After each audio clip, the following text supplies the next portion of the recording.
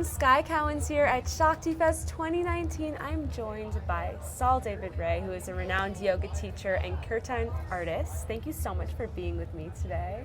Thank you for having me. Happy to be here. I'd first like you to talk a little bit about yourself. What is your mission? Oh boy. Mission. Well, that mission's better. My name is Saul David Raye, and as you said, I'm a yoga teacher, kirtan artist, father, and someone who cares about the earth and just this moment we're in. I've been really blessed on my path. I've been doing yoga for over 30 years, and it's taken different forms and different practices over the years.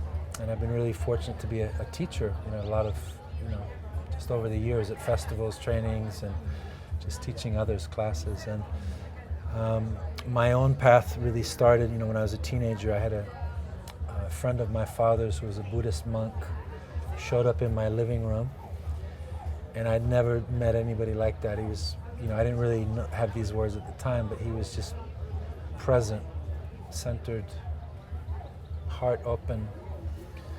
And he made a really big impact on me. So I began to learn things from him.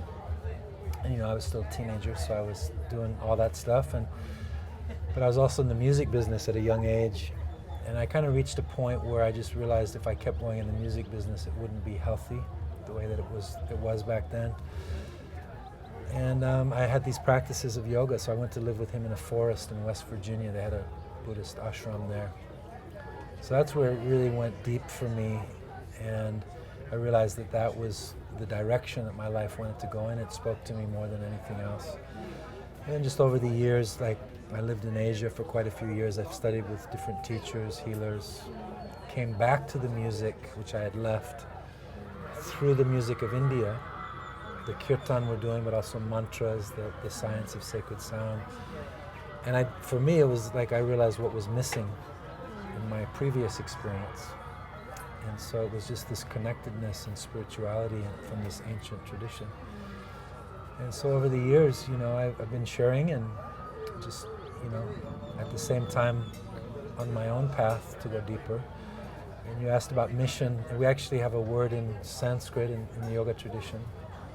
So we call it Dharma, right? So Dharma is like universal law or truth.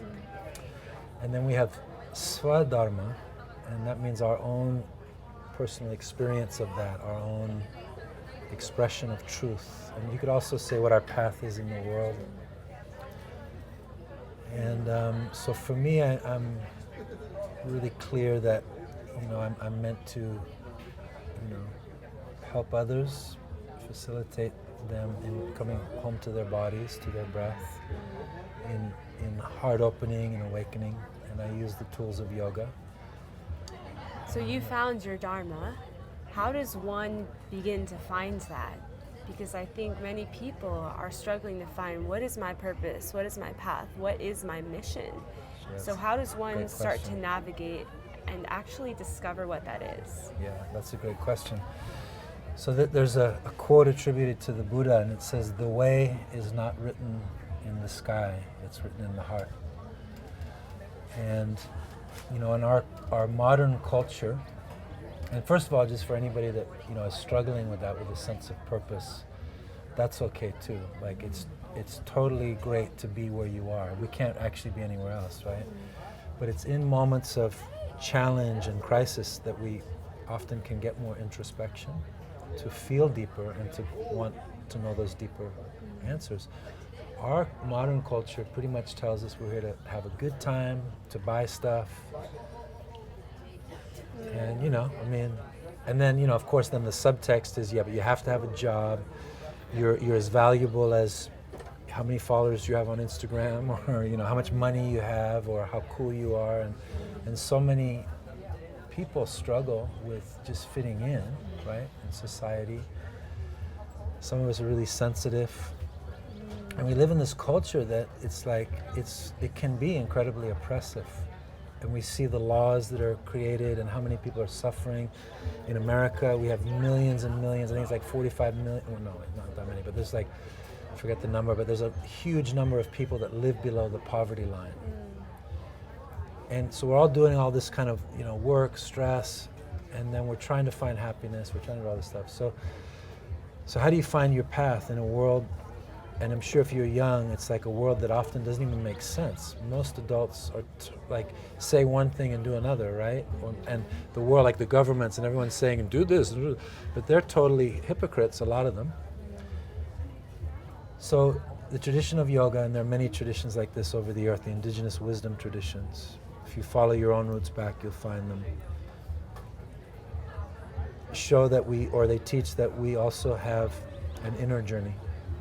And the more that we can use these practices and that wisdom, ancient wisdom, to get peaceful, to get clear, to get connected, get balanced, then we begin to find that path. And I'll just say one more thing is, we don't have to have all the answers right away. You don't have to see your whole life out in front of you and everything makes sense.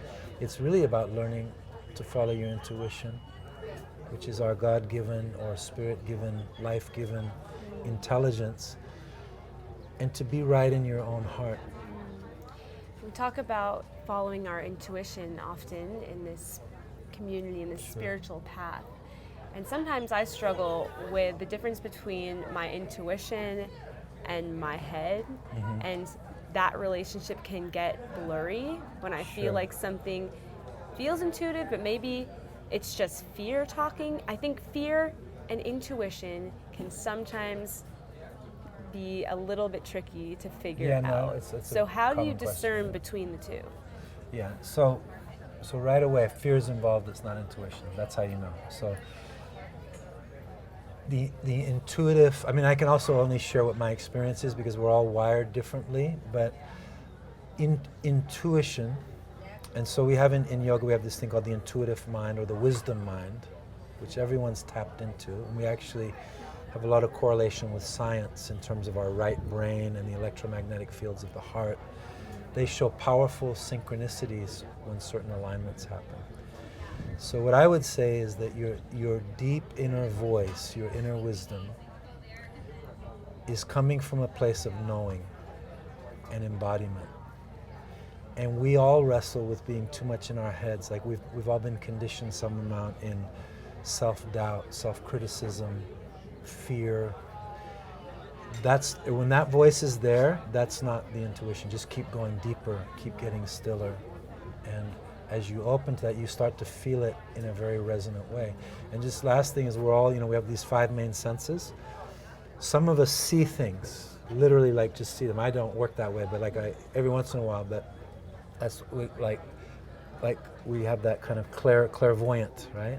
Some people just hear it, clairaudience. Some people are more kinesthetic, like me. I'm very body-based. I feel it in my body. It's like a knowing.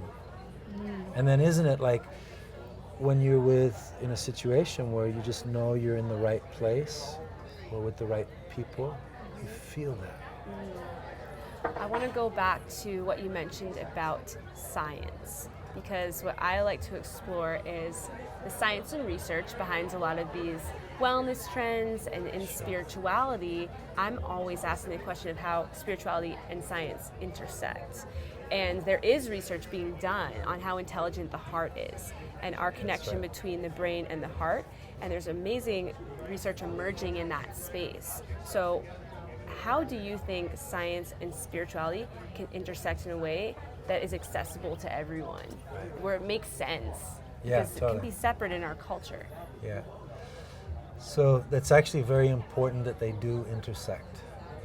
And there's a great danger in dogmatic spiritual truths. One size fits all, perhaps even, And science is our journey to really look deeply into matter from more of an outer lens, right? Microscopes and Hubble telescopes and whatever. Science was always important in certain spiritual traditions. Like they wouldn't do things that they didn't verify to be true. Like you don't keep doing something when you know it's not true. Right? So Dalai Lama actually has a beautiful quote, and I won't get it exactly, but he says that if the moment that science disproves anything that he's learned through his Buddhist path, he will follow science. But he also knows, I believe, that that won't happen. But if he did, he would change it. And we live in a time where we need, it's like kind of think of science as, our outer science as this outer approach to look into the universe.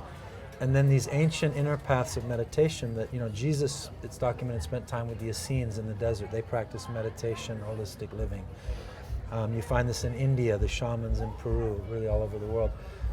It's inner science. They did these practices that were passed down. They had certain experiences they wrote about, like in the Kabbalah, the Jewish teaching, the yogic teaching, and that you could actually verify them through practicing yourself. And if you had a good teacher, they wouldn't just be dogmatic and say, do this, but it's a conversation where you get to share back with your teacher, they share, and you start to really find your way within all of that. And science is an ongoing conversation because Totally. we're constantly learning more and it's ever evolving, so I try and stay open to possibility in that way. I think it's really cool that these ancient practices like meditation now have been validated by science and research. Exactly. So I want to ask you, because we now know that meditation has massive benefits, even being practiced a few minutes a day, what is one way that someone can embark on a meditation journey where it might seem overwhelming and, I can't meditate, how am I going to have my mind shut up? What's the first step someone can take to experimenting with meditation? Sure. Well, think of meditation as really the, kind of what you said. We've already seen the benefits. We can hook people up to EEG, EKG, and biofeedback, and we can see how the brain, the nervous system, how our whole inner physiology changes and the benefits. And then there's even more than that. And if you have that curiosity, if you're interested in that, if something calls to you, you'll find that doorway. So maybe you look up meditation classes in your neighborhood, or now we have the internet. You can just keep looking for something. If you don't find what speaks to you at first, keep looking, because there's literally, it's kind of like like Baskin Robbins, like there's so many flavors and styles. And the ancients were very smart because they knew that not everybody's the same way. Right? Not everybody is gonna, want to do a vigorous yoga practice to get quiet. Not everybody's gonna want to follow a shamanic path, right? So there's different ways. And one thing about science is science also can be dogmatic. Both religion and science, they can both be open. And a lot of science started in our modern context as a reaction to very dogmatic religion in that time, in the middle centuries. So science has kind of it's almost said, okay, prove it. God exists, prove it. And where we actually are now in terms of what we understand through science, and I'll say I'm not a scientist, but just I have friends that are, and as I learn about it, but what we actually understand about the universe, the one poem, right, one song, and all of these things that you're talking about, like with the heart, the electromagnetic fields, the brain resonance, we still haven't caught up to in our day-to-day mindset, which I call like our software, right, our iOS. We know, we don't ask the question anymore, is there a field? We know that there is. We know that the universe is actually a connected continuum of energy. And energy is actually, in thermodynamics and physics, that energy is just constantly changing forms. And yet, we're living in a time where corporations, not to pick on them, but I'm gonna anyway, some of them, not all of them, are still putting toxic chemicals into rivers. We're putting plastic into the ocean. We're all doing that. We're putting chemicals in our foods and eating them. Like, who would be nuts to do that, right? And so as we start to really understand the whole and that everything is interconnected, which we already know through science, we begin to shift in our own actions in the world. And that's really a lot of how yoga works. The more you start to see how everything is connected, you change your behavior. Why is it important for us all to develop a more intimate relationship with Mother Earth, with our planet? And how can people who are in their 20s or even younger, teenagers, start to think about this from a young age? Because we're going to have to evolve with where this is that's all right. headed. You guys are, it's your planet. Yes. That's right. Well, I'm really glad you asked me this. This is something very close to my heart, and I have children. A couple teenagers and a young 8-year-old daughter, and so what I'll just say is that if we all followed our kind of ancestral lines back far enough, we would find, it's been documented in archaeology, about 5,000 years ago, most of the earth was matrilineal and matriarchal and followed mother wisdom traditions. And it's still present today in many cultures, including Judaism and even certain festivals. Like we just passed through Easter. Like the word Easter actually comes from Eoster, who was a goddess in Europe. And Eoster was a fertility goddess. And then you ever wonder why like bunny rabbits were, what the bunny rabbits had to do with the resurrection? I never thought about that. It's a symbol of the goddess for fertility, and it's connected to the planet Venus. Wow. That's where the bunny rabbits come from. I But did there's not know even that. more, right? We never even think about those things. Yeah, right. Well, you can pretty much at most of the major holidays that we have through the year, you can find an ancient pagan celebration, a festival, a ritual. People think, pagans, what were pagans? Well, there are different kinds of pagans, but the essence was, like the good ones, let's say, where it was about nature was sacred. Every child born is sacred. There's a wisdom in every living thing. And this is what we've gone away from. And this is not to point at any religion or somebody's spirituality and say, that's bad, that's good. But we have to see in our understanding of how we treat nature, if we're going to blow the tops off of mountains and pollute rivers and try to get this crude energy by just destroy, like we've known about climate change, global warming since the 70s. This is what all the young people actually should be about.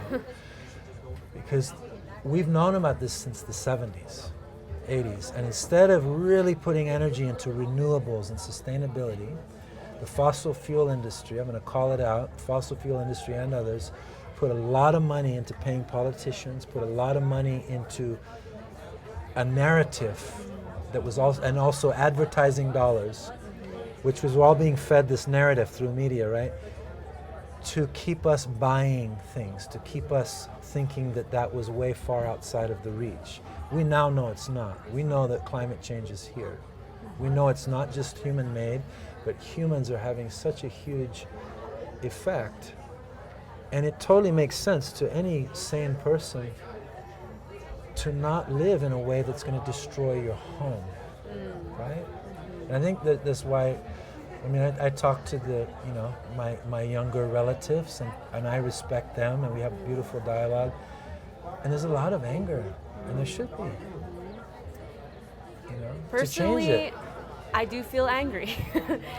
However, anger may not solve a lot of problems. We can use anger to fuel action. Yes, exactly. But how do we actually create unity around coming together to have a solution to this? Because there is so much division, especially politically, on issues of this nature. How can we come together in community and connection to solve this issue that's so pressing? Right. Well, first of all, it's happening. And second of all, you don't have to agree with everyone. If somebody comes in and starts destroying your home, are you going to have unity with them? Probably not. But in that moment, you can have enough unity in yourself to know that that's not okay, and you have to find a remedy to the situation. So it would be lovely to think that we could all just, come together and just, do a chant or hold hands, and there would be peace. And I think, actually, if enough of us did that, which is what's happening, we'll get there. But there are forces and institutions and energies that are happening that are not really interested in protecting the planet. They're interested in getting profit. This is actually, the big corruption is greed. And this is based on ancient colonialism and roots that went around the planet to take from people for themselves, oppressing people. And that's, to be honest, the roots of our modern capitalism. I'm not saying everything about capitalism is bad, because it's not. There's a lot of parts that are very, to have freedom.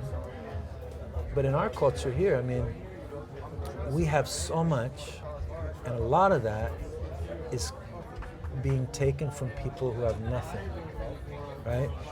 So I think it's a process. Your question is really great. It's like, how do you in your mind find peace and unity and connection? You have to do that in yourself. That's where yoga and other practices come in. And then you link up with other people, all ages, all races, all, expressions. And we start finding solutions to the problems. And if you're not interested in the solution, then you're part of the problem. Because the planet is not here to destroy for these corporations. I mean, we just look like in America, we're looking at tax laws that just gave billions of dollar rebates to companies that were already making billions of dollars that are destroying the planet. We all know this, but we have to out it. It's not right. And when so many people are still oppressed, when people are, even just here in America, our Native American brothers and sisters, many of them still live on reservations where they're given, I believe it's every month they're given government rations to white flour, sugar, and salt. And they're living in environments that are incredibly, I don't have the answer to this, I'm just, because I have friends that live there, dealing with alcoholism rates, dealing with challenges, and they're not getting really any help. Right? So I'm just saying that we're so privileged here, many of us, to come to these festivals, spend a couple $100s on a ticket, to do yoga, meditation. At some moment, our yoga and our humanity asks us to actually be in service to others. And actually, we all are going to be way happier. Not just feeling good, but actually using our gifts, because we all have some gift, right? Maybe it's video, directing, maybe it's being, someone who communicates and connects people, a musician, a teacher. You have a gift and you use it to help others, you feel even more happy, right? Fulfilled. So I don't really know, I'll just say one last thing. I'm sorry I'm kind of going on, but it's like a big topic, but I don't know in my linear mind exactly how we're going to get there, because the amount of recycling it's going to take and peace powwows and just straight up, there are a lot of people that are not interested. They want war. It's big business. Eisenhower, a Republican, warned against the military-industrial complex. But in my heart, in my humanity, I know we can get there, because there are so many people, young, old, middle, who are waking up and realize this is our home. That's what I love about an environment like Shakti Fest and Bhakti Fest, where it's so intergenerational and we're all learning from each other and learning how to collectively live in this world in a way that's respectful and connected, and where we can be learning from each other constantly.